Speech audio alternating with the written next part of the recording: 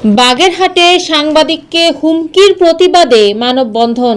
বাগেরহাট থেকে AH নান্টুর report. দৈনিক নাগরিক ভাবনা ও চলতি বাংলার বাগেরহাট প্রতিনিধি মোহাম্মদ রাকিবুল হাসানের সাথে অসদাচরণ ও হুমকির প্রতিবাদে মানববন্ধন অনুষ্ঠিত হয়েছে। শনিবার 15 ফেব্রুয়ারি বাগেরহাট প্রেস ক্লাবের সামনে বাগেরহাটে কর্মরত সংবাদ কর্মীদের আয়োজনে এই মানববন্ধন অনুষ্ঠিত হয়। দীপ্ত টিভির বাগেরহাট জেলা প্রতিনিধি মামুন আহমেদের সঞ্চালনায় বক্তব্য দেন জাতীয় সাংবাদিক সংস্থার বাগেরহাট সাধারণ সম্পাদক সৈয়দ শওকত হোসেন। দেশ টিভির বাগেরহাট প্রতিনিধি এস সোহান, কেটিভি 24 ও সংবাদ সারাবেলার বাগেরহাট প্রতিনিধি সাংবাদিক কামরুজ্জামান শিমুল, কচুয়া প্রেস ক্লাবের সাধারণ সম্পাদক উজ্জ্বল দাস, মোল্লারহাট প্রেস ক্লাবের সভাপতি মফিজুল ইসলাম, আমার দেশের বাগেরহাট প্রতিনিধি মোহাম্মদ মিরানুজ্জামান। এই সময় বাগেরহাটে কর্মরত অর্ধ শতাধিক সাংবাদিকবৃন্দ উপস্থিত ছিলেন।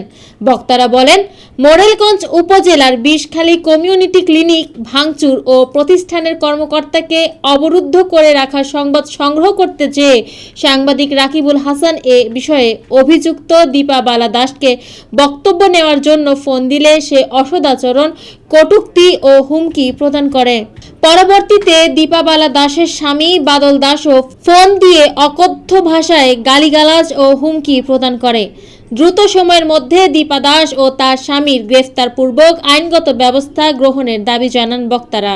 10 তারিখে একটা সংবাদের ভিত্তিতে আমি মোরেলগঞ্জ উপজেলার বনগ্রাম গ্রামে আমি ছুটে যাই ওখানে নিউজ সংগ্রহের কাজে, এবং সেখানে জানতে পারি কমিউনিটি ক্লিনিক ঘিরে রাখছে এবং সেখানে কমিউনিটি ক্লিনিকের যে কর্মরত যে অফিসার আছে, অফিসারকে তালাবদ্ধ করে রাখছে।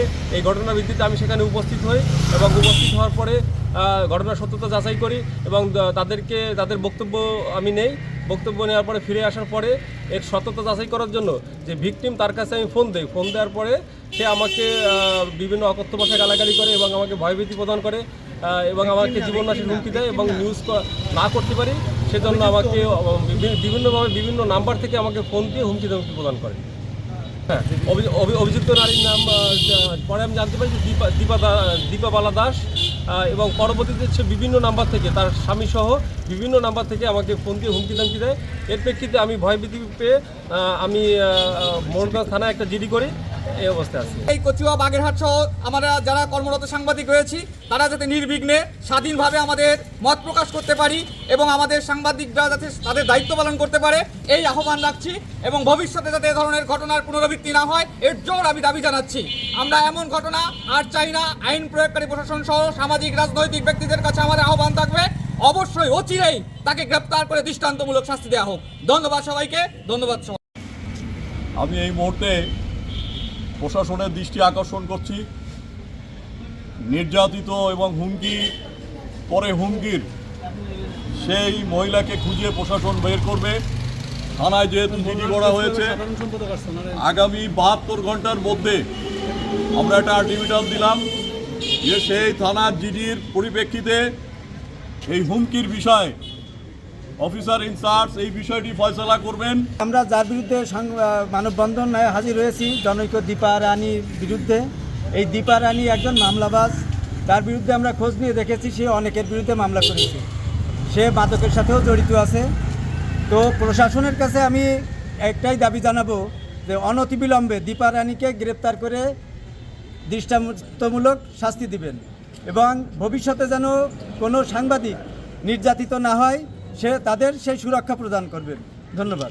সদস্য রাকিবুল হাসান একটি সংবাদ সংগ্রহ করতে যাওয়ার কারণে যিনি অভিযুক্ত ব্যক্তি তিনি এবং তার স্বামী রাকিবুল হাসানকে অকথ্য ভাষায় গালিগালাজ করেছেন, তাকে হুমকি দামকি দিয়েছেন, তার প্রাণনাশের শঙ্কা তৈরি হয়েছে। সে মোরেলগঞ্জ থানায় একটি সাধারণ ডায়েরি করেছেন। এর পরেও কিন্তু আমরা দেখেছি প্রশাসন কোনো উদ্যোগ নেয়নি। আমরা বাগেরহাট জেলা পুলিশ এবং মোরেলগঞ্জ থানা পুলিশের কাছে জোর দাবি জানাই, অতি দ্রুত এই সাধারণ ডায়েরির তদন্ত করে যে অভিযুক্ত ব্যক্তি তার বিরুদ্ধে ব্যবস্থা নিতে হবে। যদি ব্যবস্থা না নেওয়া হয় তাহলে কিন্তু সাংবাদিক সমাজ বসে থাকবে না, এর থেকে বড় আন্দোলন কিন্তু সাংবাদিক সমাজ করবে। মৌমিতা তন্নি, জিবিসি টিভি, ঢাকা।